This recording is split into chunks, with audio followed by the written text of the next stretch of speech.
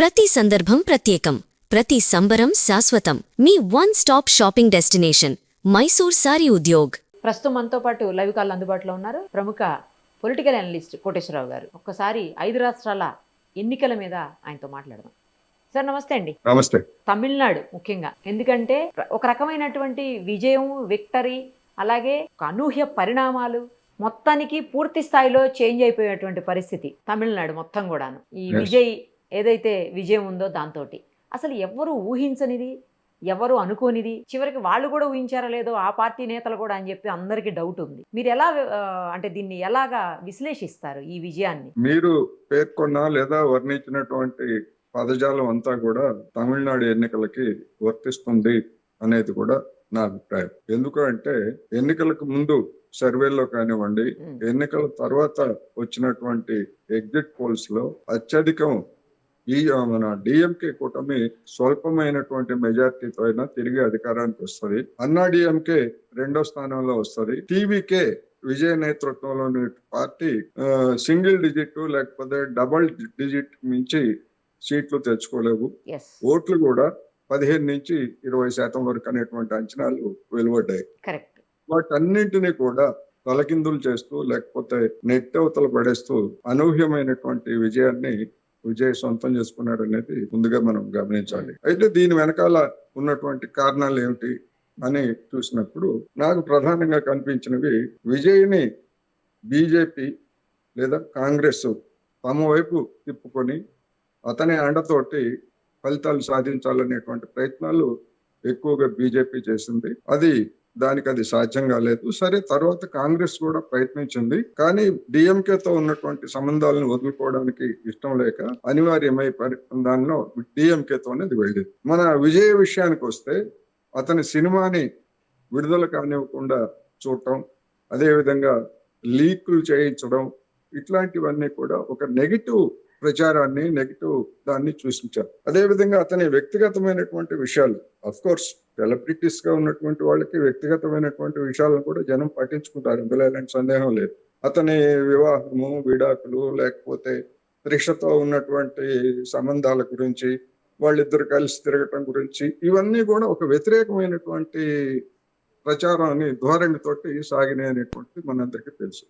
అందుకని అసంతృప్తితో ఉన్నటువంటి యూత్, అధికారంలో ఉన్నటువంటి డిఎంకే పట్ల అసంతృప్తితో ఉన్నటువంటి యూత్ కి ఇవన్నీ కూడా తోడై మొత్తం మీద ఒక చేంజ్, సాంప్రదాయిక 2 పార్టీల ప్రాంతీయ పార్టీల వ్యవస్థకు భిన్నంగా 3వ దానికి పట్టం కట్టడం అనేటువంటిది తమిళనాడు రాజకీయ చరిత్రలో ఇదే మొదటిసారి. గతంలో కెప్టెన్ విజయకాంత్ లాంటి వాళ్ళు ప్రయత్నించిన, లేకపోతే పార్టీ పెడతానని చెప్పేసి పెట్టలేకపోయినటువంటి రజనీకాంత్, లేదా పార్టీ పెట్టి బోల్తాబడినటువంటి కమల్ హాసన్, ఇట్లాంటి వాళ్ళందరితోటి పోల్చినప్పుడు విజయ్ అనూహ్యమైనటువంటి విజయాన్ని సాధించారు. దీనికి అనువైనటువంటి పరిస్థితులు కూడా తమిళనాడులో ఉన్నాయనేది నా ప్రాథమికమైనటువంటి అభిప్రాయం. ఇక ఓటింగు, ఈ వివరాలన్నీ వచ్చిన తర్వాత ఏం జరిగిందనేటువంటిది అప్పుడు మనం విశ్లేషణ చేయొచ్చు. ఓకే అండి. అలాగే ఒక్కసారి పశ్చిమ బెంగాల్ గురించి కూడా చెప్పండి. అక్కడ అసలు చాలా సంవత్సరాల కంటే 3 టర్మ్స్ ఇప్పటికే మమతా బెనర్జీ ఉన్నటువంటి పరిస్థితి. సడన్గా ఆల్ ఆఫ్ సడన్ అక్కడికి బీజేపీ వచ్చేసింది. BJP all of A sudden ఏమీ రాలేదు. గడిచినటువంటి 15 సంవత్సరాలుగా, ముఖ్యంగా నరేంద్ర మోడీ అధికారానికి వచ్చిన తర్వాత జరిగినటువంటి అసెంబ్లీ ఎన్నికలు కావచ్చు, పార్లమెంటరీ ఎన్నికల్లో కావచ్చు, అది తన ఎజెండా తోటి తీవ్రమైనటువంటి ప్రయత్నాలు చేసింది. ఇప్పటి వరకు, ఈ ఎన్నికల వరకు అది సాధ్యం కాలేదు. మరి ఇప్పుడెందుకు సాధ్యమైంది అని అంటే, దీనికి ప్రాథమికంగా 2 ఫ్యాక్టర్స్ కనిపిస్తున్నాయి. అక్కడ జై శ్రీరామ్ పేరుతోటి లేదా బంగ్లాదేశ్ వ్యతిరేకత లేదా ముస్లిం వ్యతిరేకతను తీవ్రంగా రెచ్చగొట్టడం అనేటువంటిది ఒక ప్రధానమైనటువంటి కారణం. హిందూ ఓటర్లను పోలరైజేషన్ చేయడానికి బీజేపీ ఈసారి గట్టిగా ప్రయత్నించింది. దానికి తోడైనటువంటి అంశాల్లో బంగ్లాదేశ్ లో మారినటువంటి రాజకీయ పరిస్థితుల్లో అక్కడ హిందువుల మీద దాడి చేయటం, ఆ దాడి గురించి మమతా బెనర్జీ సరిగా పట్టించుకోలేదు అనేటువంటి విమర్శలు, ఆరోపణలు, వాస్తవాలు, పాక్షిక సత్యాలు, ఇవన్నీ రావడంతో ఒక విధమైనటువంటి వ్యతిరేక భావం అనేటువంటిది హిందువుల్లో కూడా కలిగించడంలో బీజేపీ సక్సెస్ అయింది. దానికి తోడు మమతా బెనర్జీ 3 సార్లు అంటే గత 15 సంవత్సరాలుగా అధికారంలో ఉండి తన మేనల్లుణ్ణి విచ్చలవిడిగా రాష్ట్రం మీదకి వదిలివేయడం, అదేవిధంగా అవినీతి అక్రమాలకు పాల్పడేటువంటి వాళ్ళందరినీ కూడా ఆమె హక్కును చేర్చుకోవడంతో పాటు గుండాయిజం అనేటువంటిది కూడా ఒక ప్రధానమైనటువంటి అంశంగా వచ్చింది. మొత్తం మీద ప్రభుత్వ వ్యతిరేకత, అటు బీజేపీ అంటే ఒక పథకం ప్రకారం తీసుకొచ్చినటువంటి హిందుత్వ రాజకీయాలు, ఈ రెండు కలిసి ఇవాళ అక్కడ బీజేపీకి అఖండమైనటువంటి మెజారిటీని ఇచ్చినట్టుగా కనిపిస్తూ ఉంది. అయితే సర్ పేరుతోటి ఓటర్ల జాబితాని సక్రమంగా నిర్వహించకపోవడం, ఇప్పటికీ 30 లక్షల ఓట్లు, 30 లక్షల మంది ఓట్లకు సంబంధించి వాళ్ళు ఓటర్ల కాదా అనేటువంటి అంశం ఇంకా సుప్రీంకోర్టు పరిధిలోనే ఉన్నది. అదేవిధంగా తొలగించినటువంటి 90 లక్షల ఓట్లు తొలగించినటువంటి విషయం కూడా మనందరికీ తెలిసిందే. అందుకని ఇవన్నీ కూడా అంటే రాజ్యాంగ వ్యవస్థలను ఉపయోగించుకొని మమతా బెనర్జీ లేకపోతే ఇతర పార్టీలు చెప్తున్నట్టుగా అక్కడ కూడా అంటే అస్సాంలో ఏ విధంగా అయితే డీలిమిటేషన్ పేరుతోటి ముస్లింస్ గణనీయంగా ఉండేటువంటి ప్రాంతాలన్నింటినీ కూడా నిట్ట నిలువున చీల్చి గిరిజనులు ఇతరులు ఉండేటువంటి ప్రాంతాల్లో కలిపి ఎట్లాగైతే ఒక ఓటు బ్యాంకును సృష్టించుకోవడానికి అక్కడి బీజేపీ ప్రయత్నించిందో అదే ప్రయత్నం ఇక్కడ కూడా జరిగినట్టుగా, అంటే ఇక్కడ డీలిమిటేషన్ జరగకపోయినా కానీ ఓటర్ల జాబితాను సవరించడంలో అటువంటి ప్రక్రియ జరిగింది అనేటువంటి ఆరోపణలు కూడా వచ్చాయి. ఏమైనప్పటికీ నియోజకవర్గాల వారీగా, ప్రాంతాల వారీగా ఓటర్ల యొక్క బిహేవియర్ ఎట్లా ఉందనేటువంటిది కౌంటింగ్ పూర్తయిన తర్వాత మాత్రమే మనకి స్పష్టం అవుతుంది. ఇంకా మీరన్నట్లు అసోం కానీ పుదుచ్చేరి రిపీట్ అయిపోయినాయి అనుకోండి బీజేపీ. కేరళం విషయానికి వచ్చేసరికి యూడిఎఫ్లో భాగమైనటువంటి ఇప్పుడు కాంగ్రెస్ తనదే విజయంగా భావిస్తున్న పరిస్థితి ఉంది ఇక్కడ. అంటే సౌత్ ఇండియాలో ఖచ్చితంగా ఒక బెర్త్ రిజర్వ్ అయ్యింది మళ్ళీ కాంగ్రెస్కి కూడా అనుకోవచ్చా?